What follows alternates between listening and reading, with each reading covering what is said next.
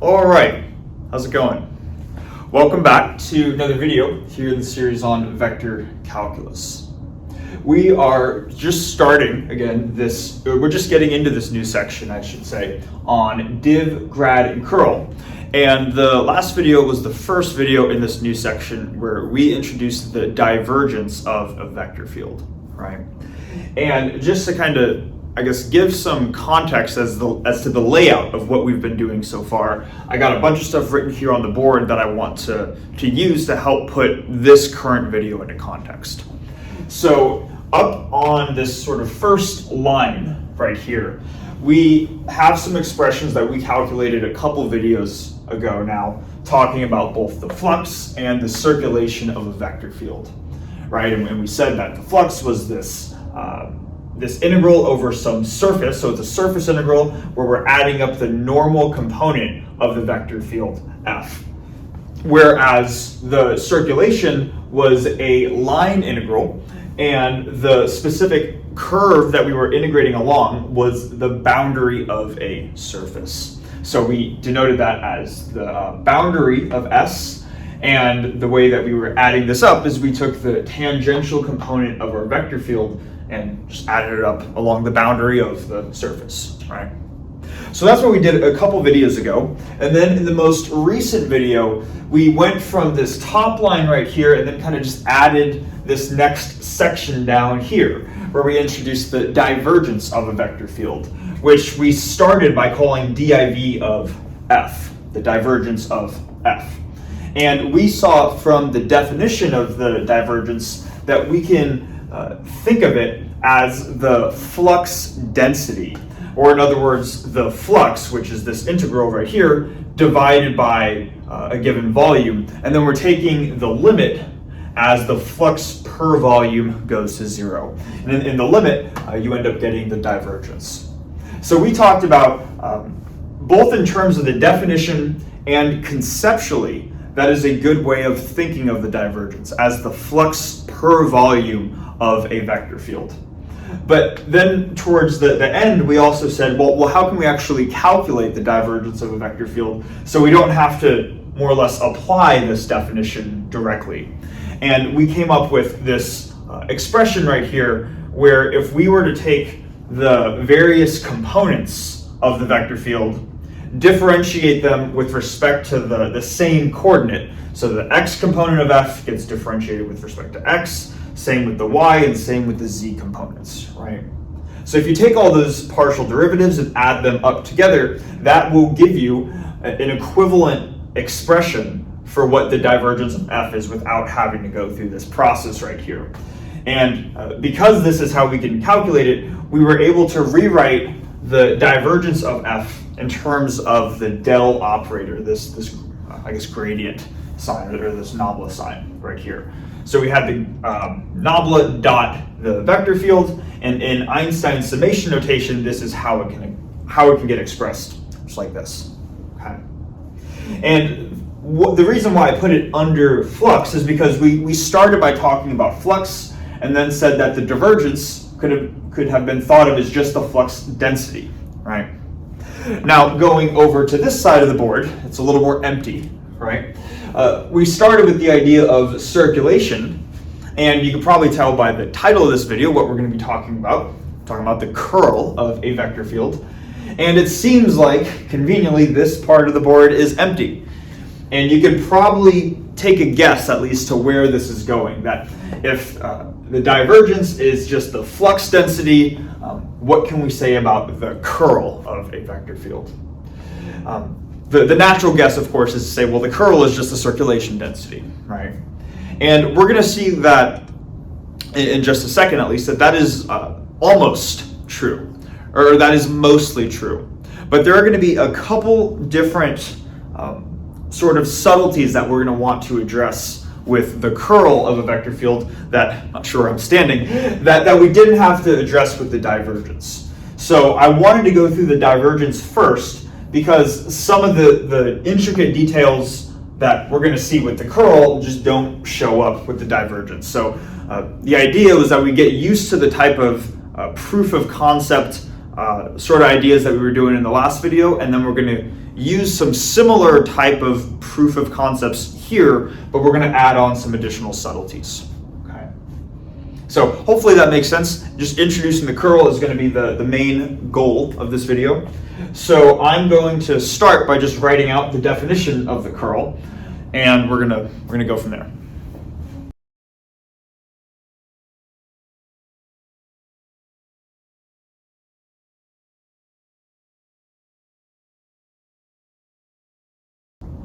All right, so we have the definition for the curl of a vector field right here, so let's go through it together. It says here that the curl of a vector field F is given by this expression, where something slightly different than before is that rather than just having the curl of F by itself, kind of like before we had just the divergence of F equals something, now we have that the curl of F in a dot product with this unit normal vector n is going to be our left-hand side.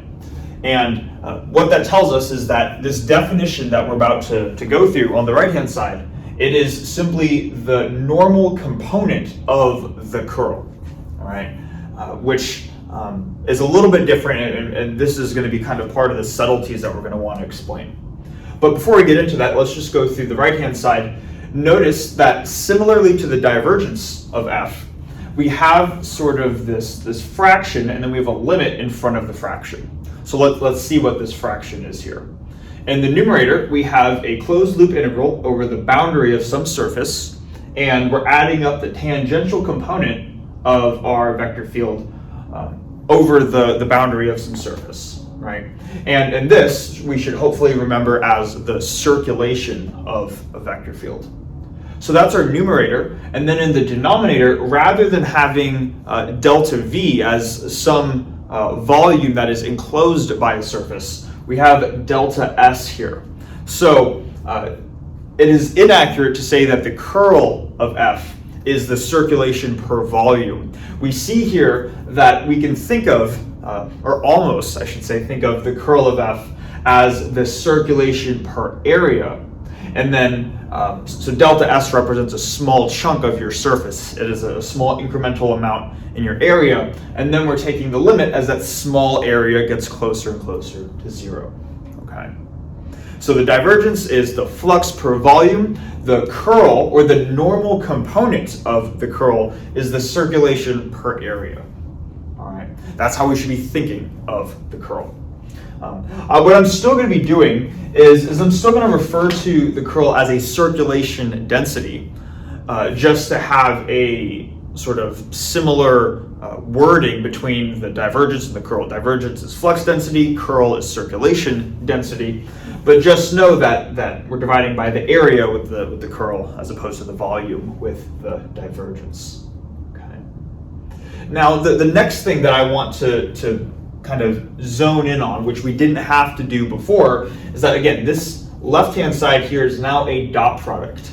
And the first thing that we should be asking ourselves, or just thinking about in the first place, is that we have a dot product between a vector and something else. And from what we know about dot products, the dot product itself takes in two different vectors, kind of like A dot B, where both A and B are vectors. So what that tells us is that the curl of F is actually itself a vector, and it's only when we look at the component of it do we get this scalar quantity right here. And just that alone highlights one of the key differences between the divergence and curl of a vector field. The divergence of a vector field we saw was a scalar quantity. It was the sum of all of the partial derivatives of the various, or not all the partial derivatives, but the partial, it was partial I Fi, right, in Einstein's notation. But the point was that it was a scalar quantity, fundamentally. It did not have vector components. But we see here that in order to even perform this dot product, the curl of F actually needs to output a vector as opposed to a scalar. So that's going to be something new, okay? So the first, I guess, well, we might have a couple questions from this. We might be saying, okay, sure, the curl is just the circulation per area. We're going to call it the circulation density. That's how we can think of the curl according to its definition. But I guess a couple of questions. First, how do we actually go about computing the curl? Second, what is this normal vector? Normal to what, right? Normal just means it makes a right angle with some plane or some surface. So what is this normal to? And then finally, if this circulation density is just the normal component of the curl, what is the overall curl by itself? If just the normal component is the circulation density, how can we think about the overall curl? And to be honest, I think that the best way to answer each of those questions is to just see, or to just go through the process of kind of like what we did in the last video where we showed how we could calculate the divergence. We're going to do the same thing, showing how we can calculate the curl. But the goal in doing that will be to answer each of those questions. Okay. So a little bit more mysterious than the last video, but I'm hoping it will all make sense in the end. So what I'm going to do now is I am just going to draw out a little diagram, kind of like what I did last time. And we're going to use that diagram to start looking at how can we actually calculate the curl so we don't have to take the limit of this fraction right here.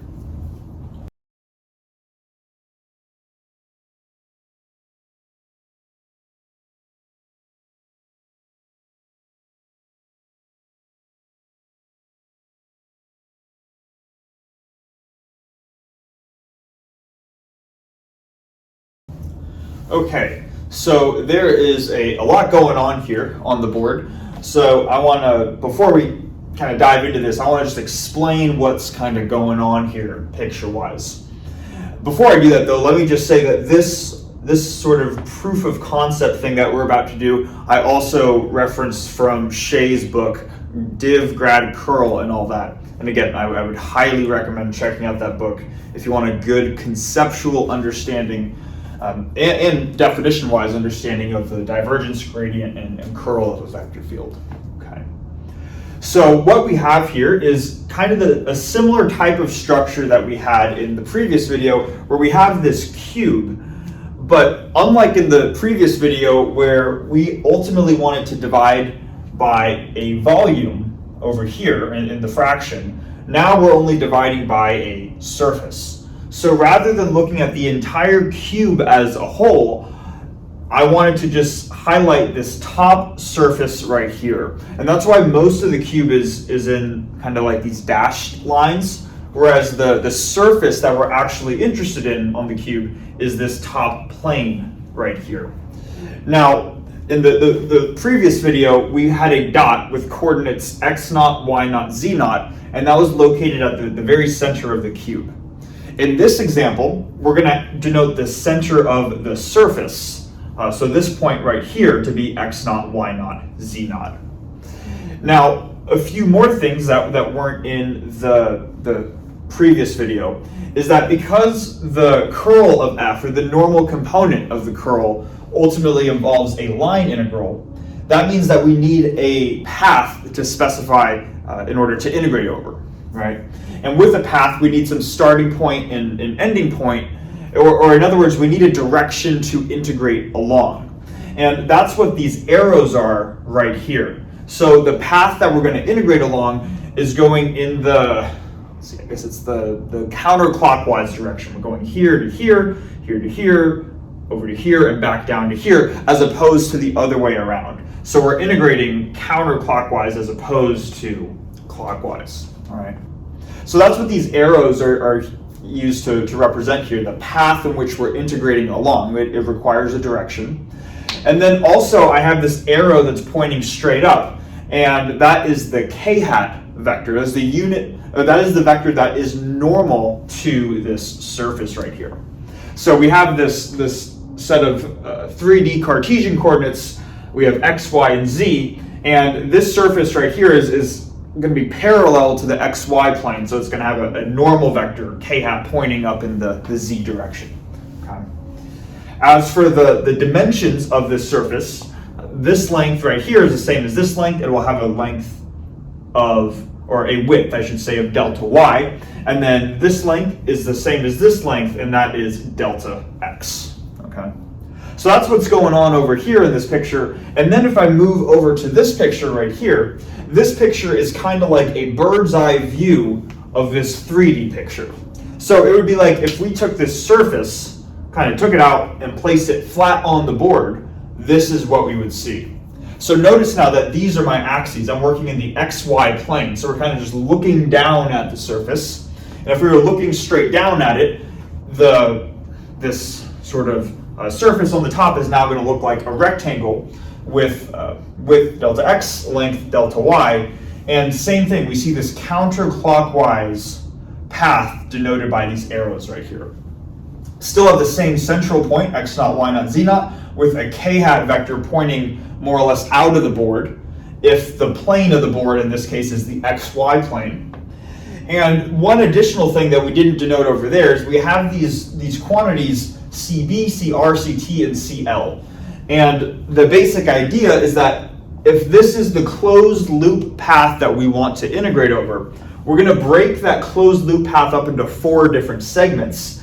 The first segment goes from here to here, being CB, and CB is going to stand for the curve, or the bottom part of the curve.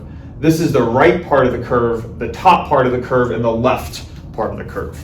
So that's what each of those subscript indices mean over there. Okay. So a lot of stuff going on, but hopefully this makes sense. So the first thing that we're going to want to do, ultimately, in order to compute this quantity, we need to perform the entire loop, or the entire closed loop integral over the boundary of the surface. If the surface is this rectangular area, we want to integrate over the boundary of it, which is adding up the result from each of these 4 line segments individually. We're going to start by just adding up a single line segment and then kind of generalizing from there.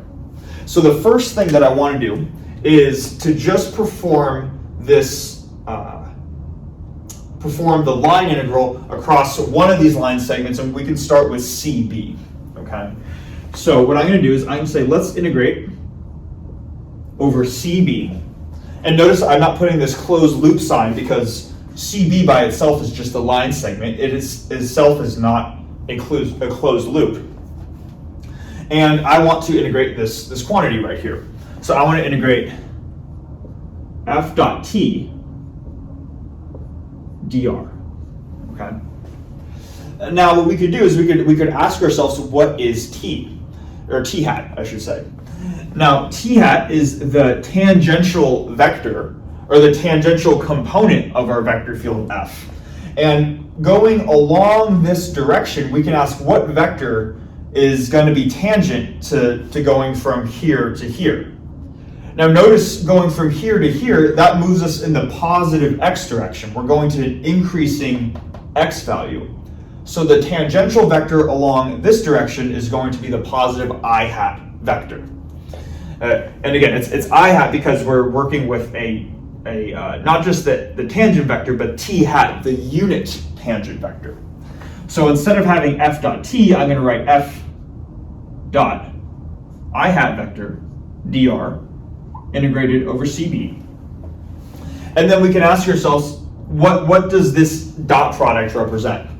We're taking the component of our vector field f along the direction of I hat. This is just, or along the positive x direction. So another way of expressing this is that this is the integral CB of just the x component of f. F dot I is the same thing as f of x dr, like this. And now because we've taken this dot product f dot I, we now return a scalar quantity. F of x is a scalar. The scalar component, the scalar x component of our vector field f. Okay. So that's how we can get to here. And now what we're going to do is we're going to make an approximation of this integral. So this is going to be, again, similar to what we were doing in the last video, but we'll go through the logic again. Really what we want to do is we want to add up the f of x component going from here to here. And in actuality, our vector field is going to be defined at each point in space. meaning that f is going to change as we go from here to here to here to here to here as we add up going along this line segment. So technically, f of x is changing, but we're going to make an approximation, and let's just say that f of x is constant along the entire length CB right here. And we'll say that the constant value that it's equal to is whatever the value is at the midpoint of this line segment. So if we were to take f of x, evaluate it right here, right about where this arrow is, we'll say whatever that value is, let's just assume that's what f of x is going to equal along the entire line segment. Now, I guess first question, if we haven't seen the most recent video, is why can we do that, right? If it's changing along here, why are we just assuming it's a constant? And the reason has to do with the fact that we're ultimately taking a limit as our area here approaches 0. So in the case as our area approaches 0, that means this rectangular surface gets compacted down into a point. So when this surface gets compacted to a point, this line segment is going to get progressively shorter and shorter and shorter and shorter. And then as the area gets shorter, it gets increasingly close to just whatever the value is at the midpoint. So when this area is large, the approximation is not very accurate. But you can imagine if this area is very tiny, maybe it's only like this wide right here, then saying that this integral is approximately the value at the midpoint of this tiny length right here, it's not so bad of an approximation. In short, the smaller the area becomes, the more accurate this approximation comes, and we're ultimately taking the limit as it goes to 0, which is why we're comfortable doing this for now. But anyways, assuming that makes sense, let's approximate this at the value of, let's first take the value of this function right here at this midpoint. And what we can do is we can say that f of x evaluated at this point right here is going to be just a shift from this starting set of coordinates. How do we relate this point? Maybe I'll even put a dot right here. How do we relate this point to this point? Well, we need to shift downwards. We need to shift in the y direction going from here down to here. But the x and z component won't change. So I know the x coordinate of this point right here is going to be x naught. The y coordinate is going to have this starting value y naught. But then it gets shifted from here down to here. It gets shifted down a certain amount. So it can be y naught minus something. Notice that the total distance from here up to here is delta y. But we're not shifting from here, from the top to the bottom. We're shifting from the midpoint to the bottom. So we're not going to have y naught minus delta y, because that's the distance from the top to the bottom. We're going to have delta y over 2, because that's the distance from the midpoint to the bottom right here. So we're going to have x naught comma y naught minus delta y over 2. And then the z coordinate doesn't change. Okay. So this is the value of our f of x component right here. And then we need to multiply it by the area of this length right here. Ideally, again, we're adding up f of x along the entire length, but we're just approximating the value of here across, that is going to be the same across the entire length. So this is the value of the dot. Now we need to just multiply by the length of the line segment. And conveniently, we're given that quantity that's just delta x. So we get that. Okay. So hopefully that makes sense, how we're able to approximate this integral. Now, the next thing that we can do is we can multiply this approximation by the number 1 in kind of a convenient way. It's going to be something divided by itself. And here's what I'm going to do. I'm going to take this expression and multiply it by delta y over delta y. This is just multiplying it by 1, right? But it's a convenient way of doing this. And now what we can do is that now having our approximation written this way, right here, we can now not just approximate the circulation, but we're going to introduce this 1 over delta s element into our approximation. Right now we just have the circulation integral, right? That's kind of like this expression without the limit and without the 1 over delta s factor. Now let's introduce this 1 over delta s factor, and I'll do that down here. So we can say that if f dot t dr is approximately this, then 1 over delta s integral along CB of f dot t dr is going to be approximately just this quantity right here, but divided by 1 over delta s, the area of our rectangular element. So let me start by just writing out this quantity right here. So we're going to have f of x evaluated at this point. So x naught, comma, y naught minus delta y over 2, comma, z naught. And then I'm going to have delta x times delta y divided by this delta y right here. And then I also need to multiply by 1 over delta s, right? Let's just ask yourself, what is 1 over delta s in this case? If delta s represents the area of this rectangular segment, that's just the length times the width, which is delta x times delta y. So I could write, I could write 1 over delta s right here, but we know that delta s is just delta x times delta y, so that's what I'm going to write instead. So instead of delta s, I'm going to have times 1 over delta x, delta y, like this. And now we can see that there are certain things that cancel. This delta x, delta y cancels with this one down here. And then what we're ultimately left with for the approximation of this quantity is f of x. Well, I guess this just the remaining quantity that's left over, right? So hopefully we can see that there. And now the final thing that I want to do is to introduce the limit of both sides of the equation. Because ultimately, we don't just have this as our right-hand side, we also have the limit as delta s goes to 0. So let's introduce the limit on the left-hand side, and we'll just write this over here, the limit as delta s goes to 0. And then we would also need to write the limit of this quantity over here. And let's keep in mind that delta s is just the product delta x times delta y. But if we look at what quantities are left over, it might be a little difficult to see because we cross these out here.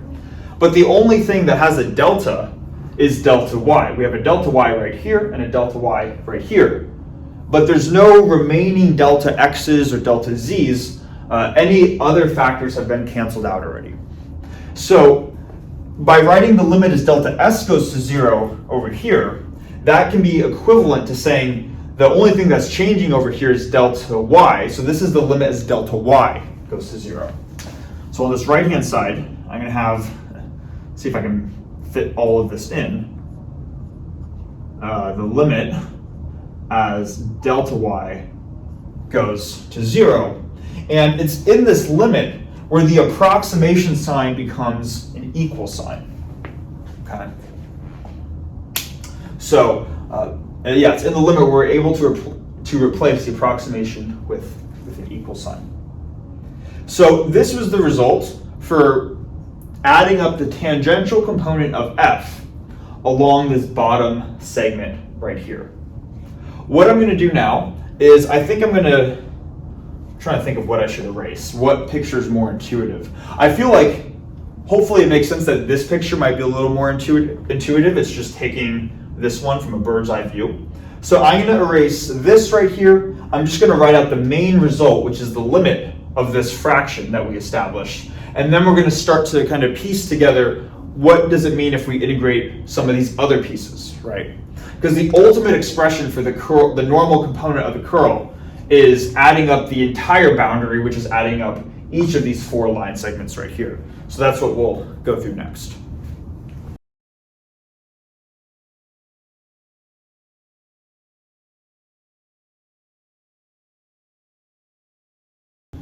All right, so this was the result that we just got in the previous whiteboard, and now what we're going to do is we're going to say let's start to get an expression for computing the line integral on these other line segments. We already did c sub b, the bottom component of the curve. Next one that we're going to look at is C sub t, the top component of the curve. And what I'm going to do is, rather than go through all of the logic that we did there, I kind of went through the first one relatively thoroughly. I'm going to be a little bit quicker with the remaining components, and hopefully you're convinced by those results. But if not, definitely go through and check to see that you can get the same thing going through each of those steps that we just went through. It's a good exercise if you're still not quite comfortable with this yet. But what I'm going to do here is I'm going to just write out the same thing over here on the left-hand side, with the exception of, rather than writing C sub b, the bottom part of the curve, I'm going to write C sub t, the top part of the curve. So we have the limit as delta s goes to 0, 1 over delta s, and then we're integrating over C sub t now. And I'm going to write, maybe instead of f dot dr, I'll just write f dot t dr. It's the same thing, right? But I want to kind of emphasize f dot t right here, because I want us to think about what the tangent vector, the unit tangent vector, is going to be for the C sub t component. So when we integrate along C sub t, we're starting here and we're going to here. So we should ask ourselves, what unit vector points in this direction right here? And you might be quick to say that, oh, just like over there, it was where we had I hat, it should be the same thing. But we got to keep in mind the direction that we're integrating along. Along C sub b, we were going in this direction, which was going towards an increasing value of x, a more positive value of x. So the unit vector was naturally pointing to the right in this case. And to the right happened to be positive I hat. But now, along C sub t, our path is going this way to the left. So the unit vector that points in this direction is going to negative or decreasing x values. And rather than I hat, it would be negative I hat, okay? So rather than writing out f dot t like this, rather than writing this out as f dot I hat, we would also include a minus sign because the direction of the curve. So that's going to be the first thing that differs from this top expression, is that we're going to have a minus sign as opposed to a plus sign, which there's no, we had a plus sign over here. Right? Then we still have this limit. The limit is delta y goes to 0. Because we're still working with a component of the curve that changes x values, the same logic would apply as in the previous whiteboard, where we would still have the limit as delta y goes to 0, like this. And then we would have our corresponding expression right here. The numerator was going to be in this previous case, was the value of f of x at this point, the midpoint of this curve right here. Now it's just going to be the value of f of x at this point, about where this upper arrow is right here. So we're still going to have our f of x function.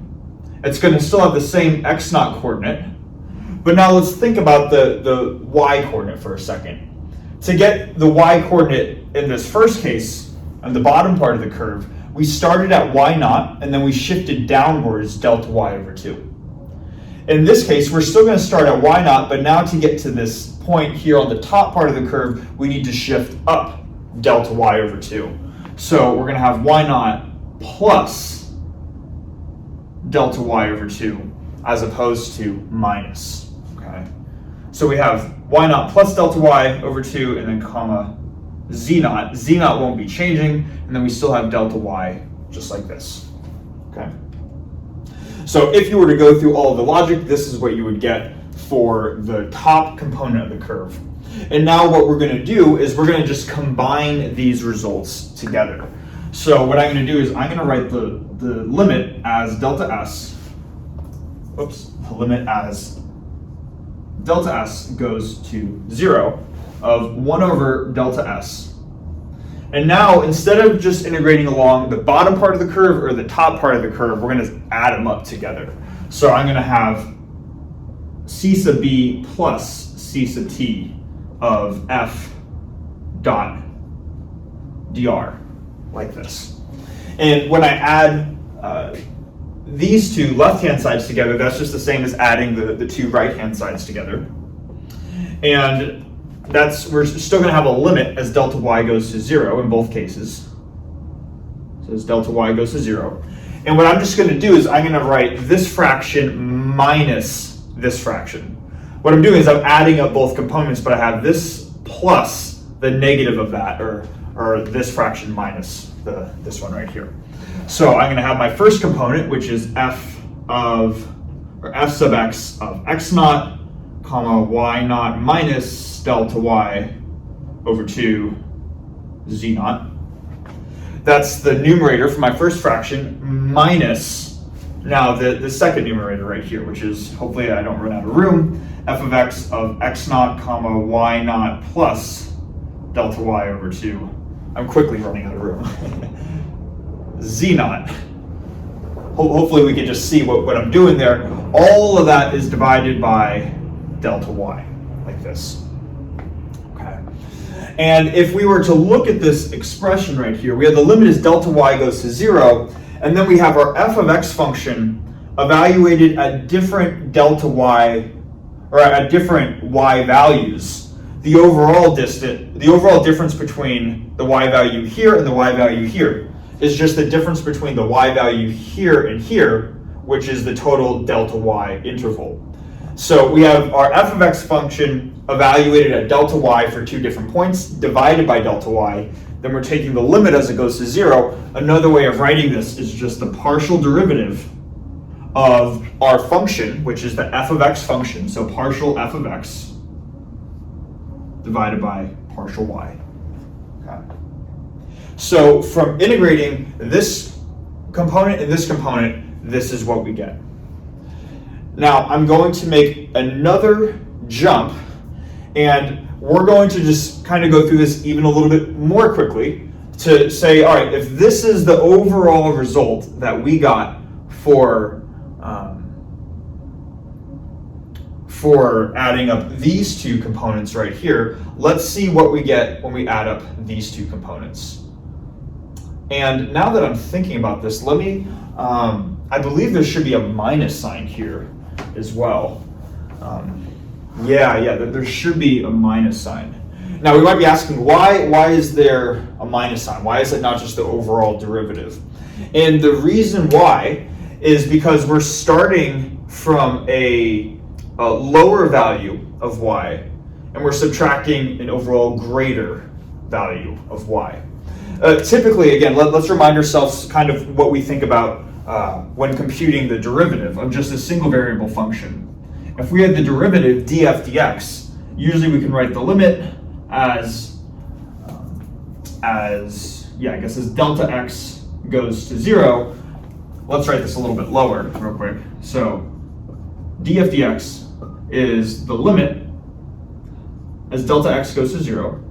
And then what our fraction would be f of x plus delta x minus f of x divided by delta x, right? Where we have kind of the larger input minus this smaller input right here. If we were to just induce a negative sign though, let's put a negative sign on both sides of this. So let's have minus df dx. Well, that would just introduce a minus sign right here. So we would have negative the limit, but I'm just going to write the limit as delta x goes to 0. And then I'm going to take this minus that should be over here and absorb it into here. And let's see what we get when we absorb the minus sign into here. We're going to have f of x minus f of x plus h. Or f of x plus delta x, excuse me. Over delta x. So we see that the negative of the derivative is when we have the smaller input minus the larger input. And that's kind of what we have right here. If we look at the two inputs in our numerator, y naught minus delta y over 2 is smaller than y naught plus delta y over 2, hence the minus sign on the derivative. I knew something looked off, okay? But hopefully that makes sense. That's why the negative sign is there for this reasoning right here. So assuming that that makes sense, what we're going to do now is let's just generalize this line integral, not to just the bottom and top parts of the curve, but let's also include the left and right parts of the curve. So in this line here below, I'm going to write pretty much the same thing. I'm going to have the limit as delta s goes to 0, then my 1 over delta s factor.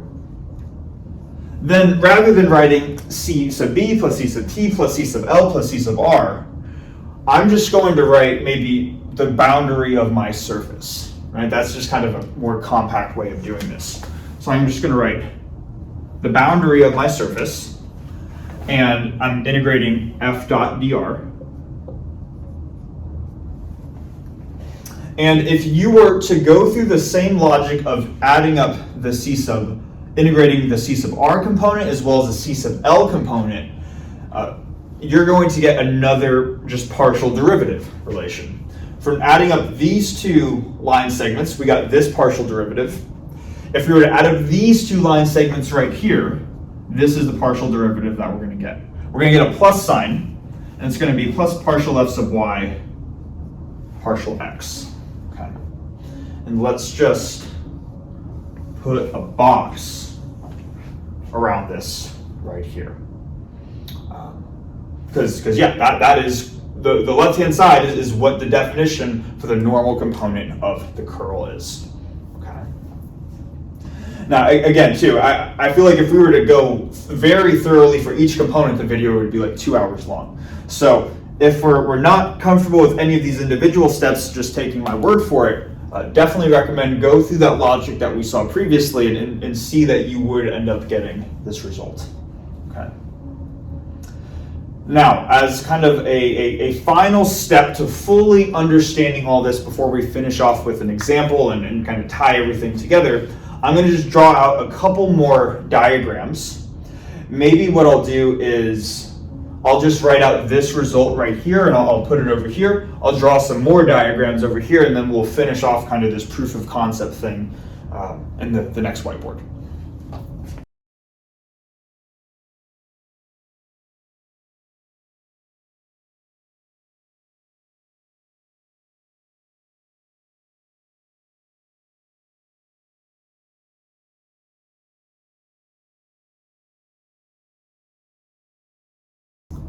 Okay, so written out a couple of other things on the board here. First thing that I wanted to comment on is this equation right here. This was the result that we just established, but notice that I set this difference of partial derivatives equal to k hat dot the curl of f. And it's at this point where we're going to start to answer some of those questions that we had at the beginning of the video. So when we're saying what is in the definition this n hat vector, well, in the case where we were integrating, or I should say in the case, we were integrating along a path in the xy plane, there was a surface in the xy plane, this rectangular surface, and it had a normal vector k hat that was supposedly coming out of the board.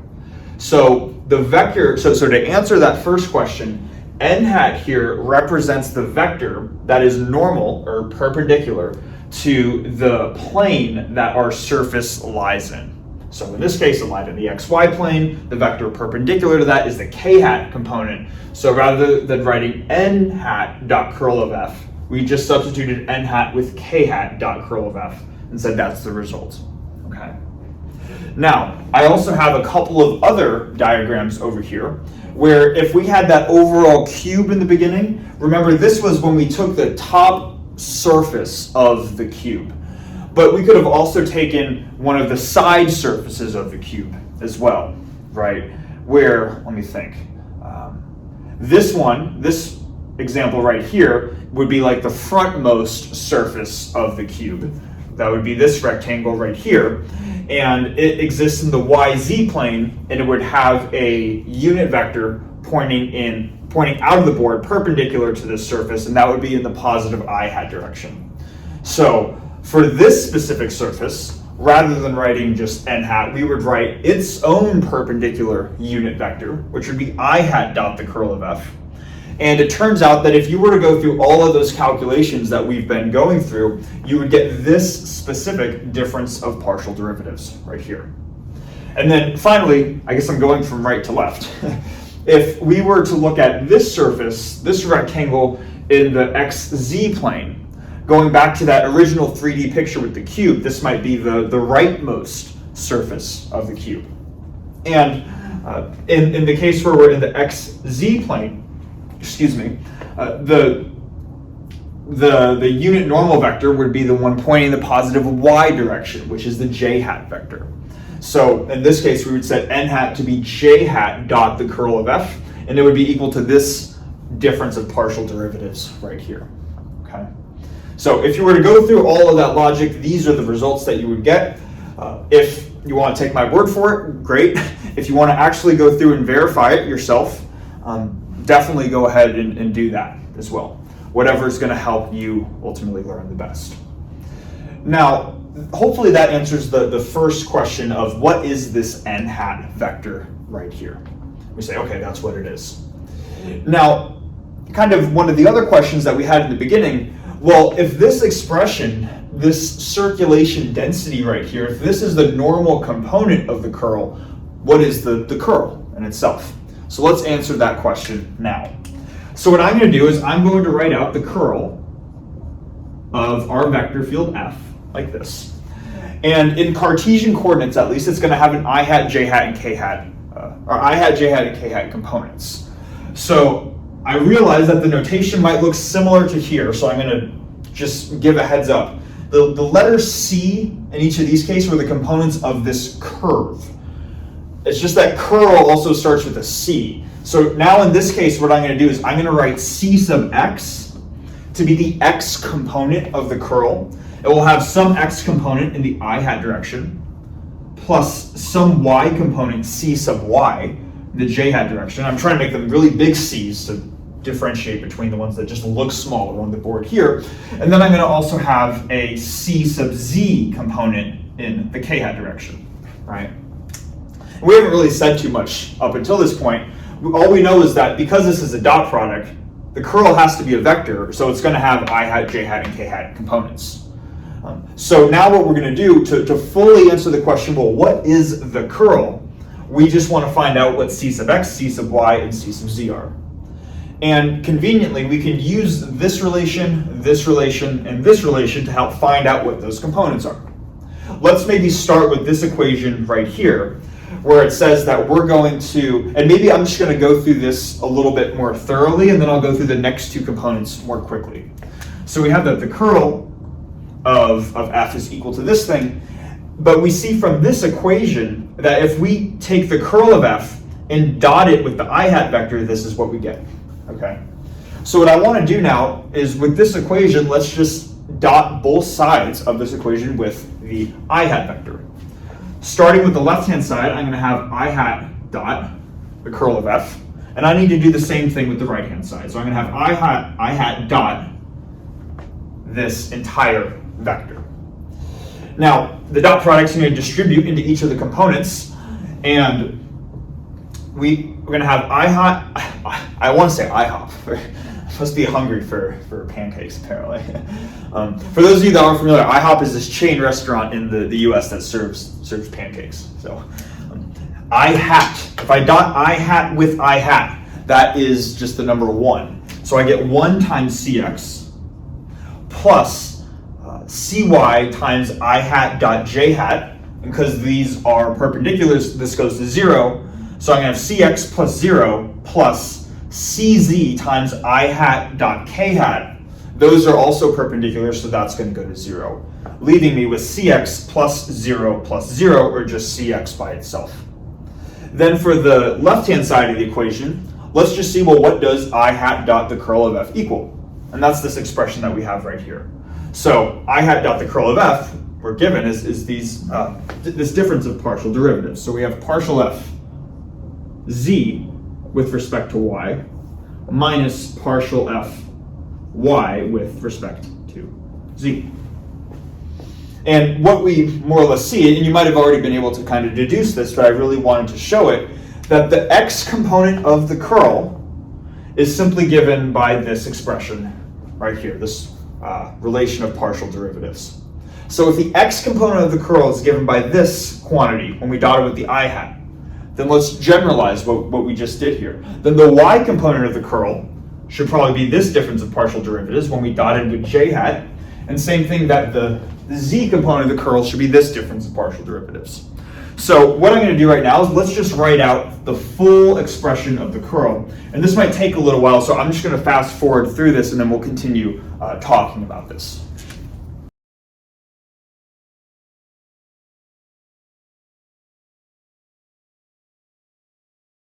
All right, so we've written out the full expression here for the curl, and really it's just taken those three partial derivative relations that we have here on the board and kind of added them all up into this big vector that we call the curl of f.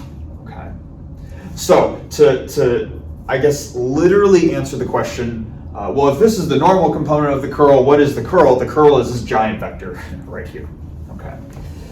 Now that might make sense based off of what we just did, but we might still have a conceptual or an urge to conceptually ask the question, well, we said here that the normal component n hat dot the curl of f is this circulation density.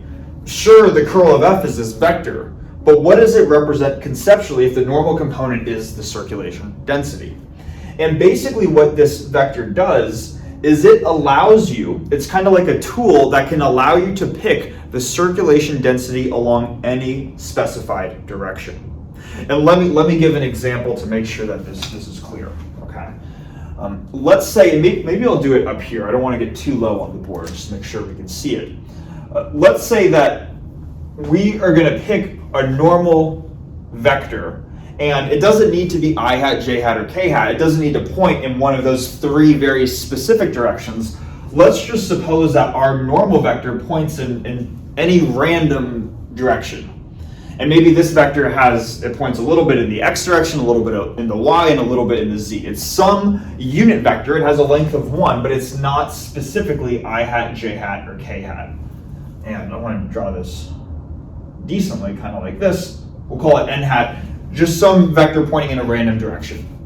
What the curl can do is if you were to then take the dot product of this vector n hat with this overall curl right here, what that conceptually gives you is the circulation density in the plane perpendicular to this vector.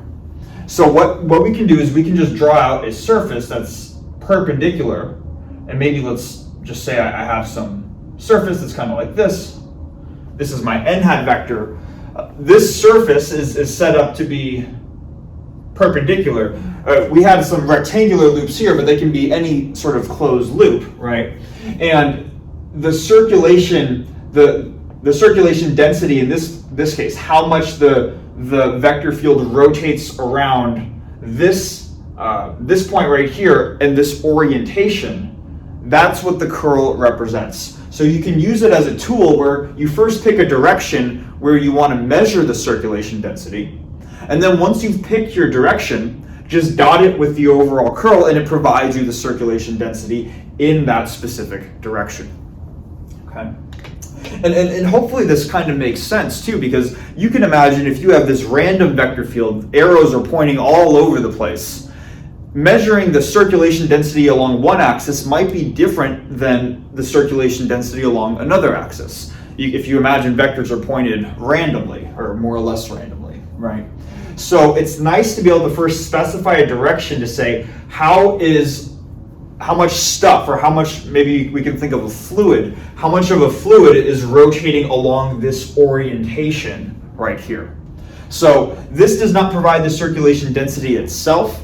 It is a tool that once you have specified a direction which you want to find the circulation density, this allows you to easily accomplish that. Okay. So hopefully that makes sense. And that's kind of, again, the subtle point, but it is different than the divergence of a vector field, where that just provided you the flux density of divergence, the flux density at some given point. Okay. Now, two more things that I want to address before going on to the example. In these sort of examples right here, we said that our normal vector was pointing out of the board in each of these cases. And maybe let's start with this one. We're in the xy plane, and we have this rectangular surface right here, and we're saying that the normal vector is pointing out of the board like this. you could imagine too, though, that like another normal vector to this surface is pointing into the board. Pointing into the board will give you a 90-degree angle relative to the surface, just like pointing out of the board. So how does that come into play? And does it really even matter in the first place? And the answer to that is that it actually does matter. And we actually sort of saw that a couple whiteboards ago, where when we were integrating along c sub t, the tangent vector induced a minus sign, and that induced a minus sign into all of our results. So specifying this unit vector, if you're not careful with it, you might get confused with what the overall sign is. So there are usually typical conventions that people in the community use for what they define to be the normal vector, because you could choose one direction or the other in principle, right? And what they usually choose, I'm going to first just describe it literally. It will probably sound kind of confusing when I do that, and then I'll describe this easy sort of way of remembering it that you hear a lot in literature. So here's how people typically define a normal vector. So let's say this is our surface right here, and we want to say, is our normal vector going out of the board or into the board? And what you would do is you would first look at your loop right here, and if it's in this plane, it's either going to be going counterclockwise, like in this example, or it's going to be going clockwise if the arrows are pointed the other way. If it's going counterclockwise, you go out of the board, and if you go clockwise, if the arrows are reversed, you go clockwise, the normal vector is going into the board. Now you might be saying, okay, sure, but what does, how does that can be hard to remember, right, is what I'm saying. Maybe just imagine though that like we actually drew something similarly here. Imagine we took this surface that might be oriented like this and just stuck it starts like this and we just pasted it so it's in the plane. This loop would be going counterclockwise, and then this arrow right here, I'm going to start with this picture and then I'm going to go to this picture right here, then it points out of the board. That is quite literally how people do it themselves. It's not the easiest way to remember it though, so what people often do is they refer to something called the right hand rule.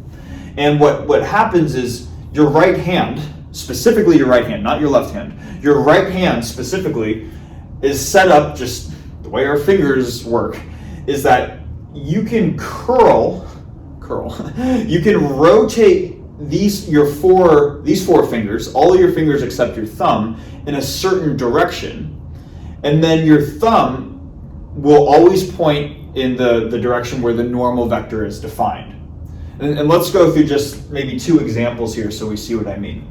If I have this surface right here and I want to determine if it goes into the board or out of the board, and let's say we forgot that specific rule that I just mentioned, what I can do is I can say, well, let's take my four fingers and rotate them or curl them in the direction where the arrows are going. So they're going in this direction like this, and then just point my thumb straight outwards.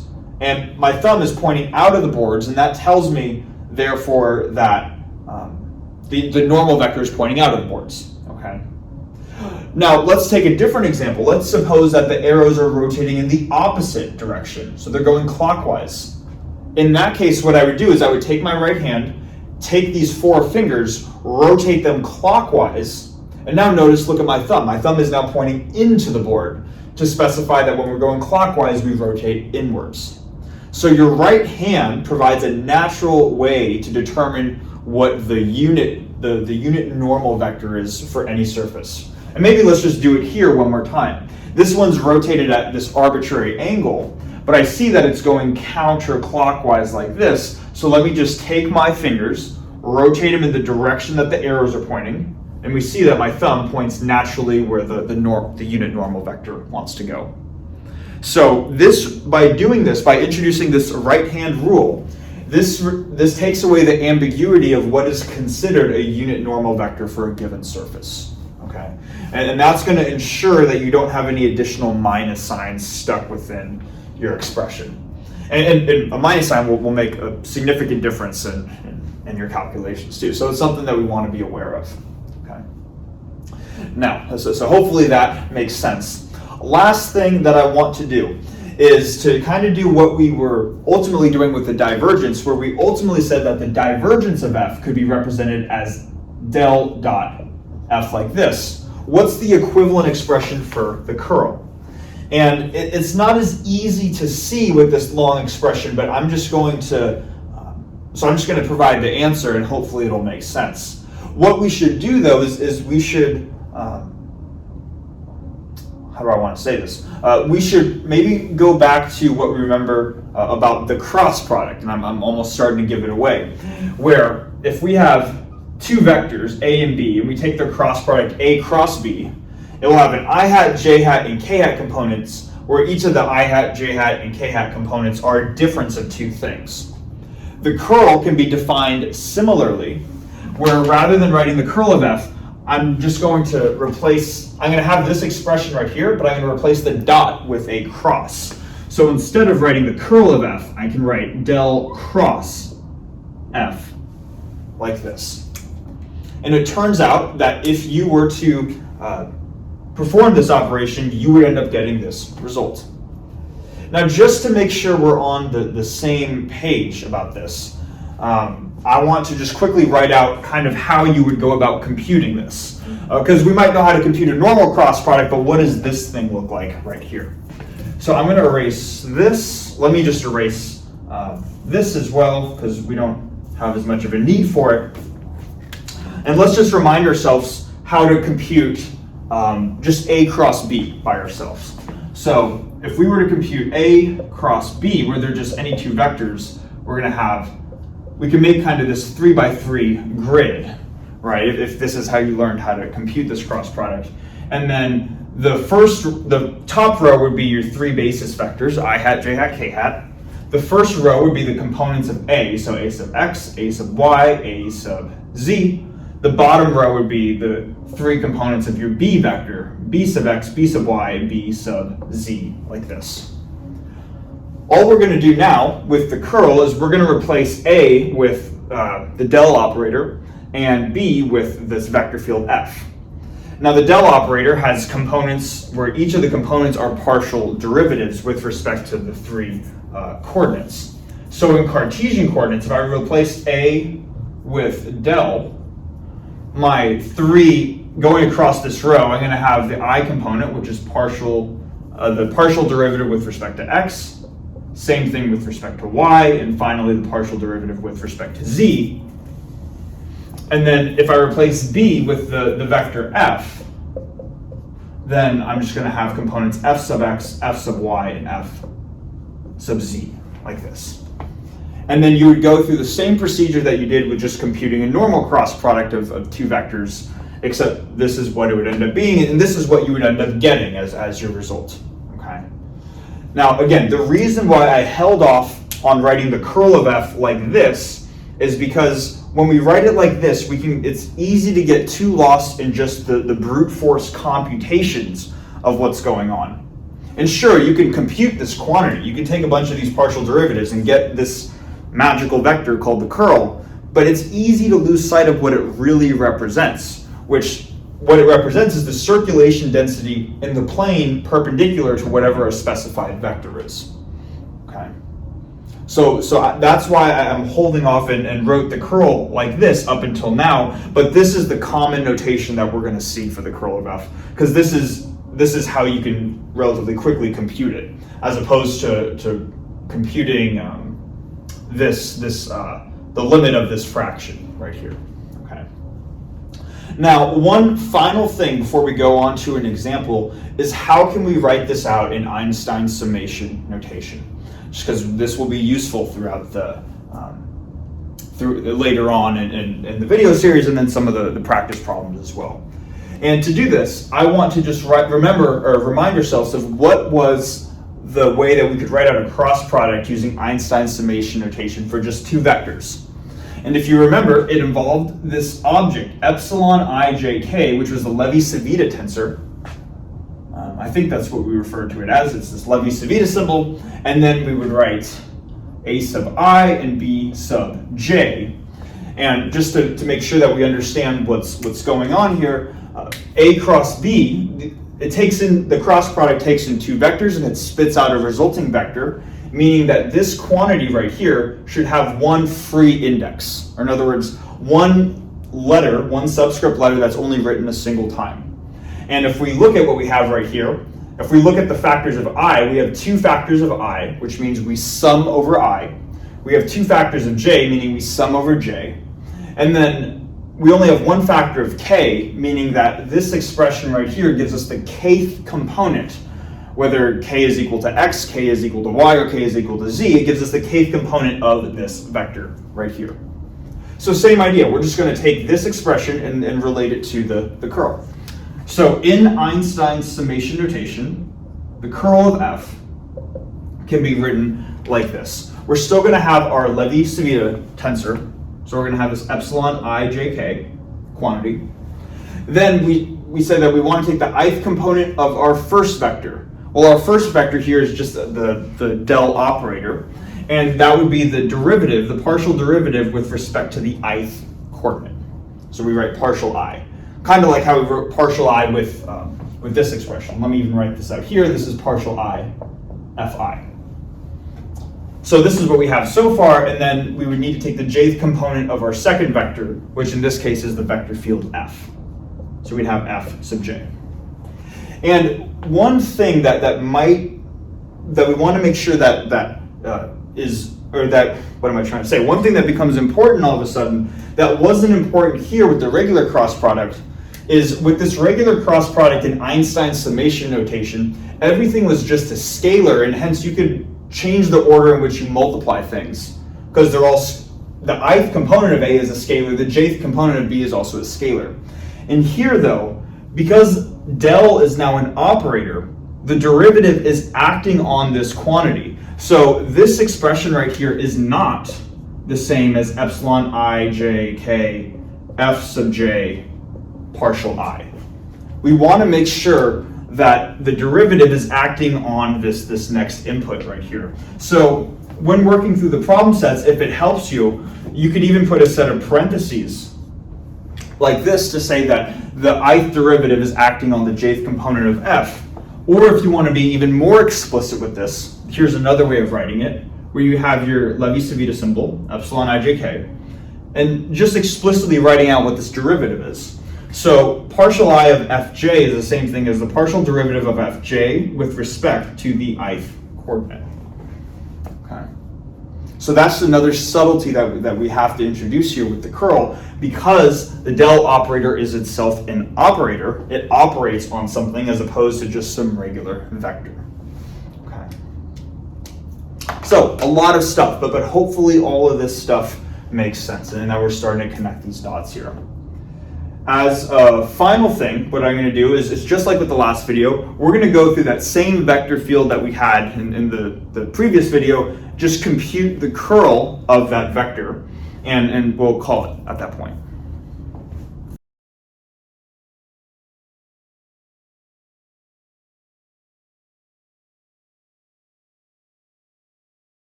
Okay, so now to finish off the video, and this part shouldn't be too bad, just to, I guess, be thorough here. Let's go through an example of calculating the curl for the same vector field that we saw in the last video, where, as a reminder, the efficient way of computing the curl is through this expression that we just found right here. So this is just going to be a matter of computing each of these 6 partial derivatives and plugging them in, and then that'll be our answer.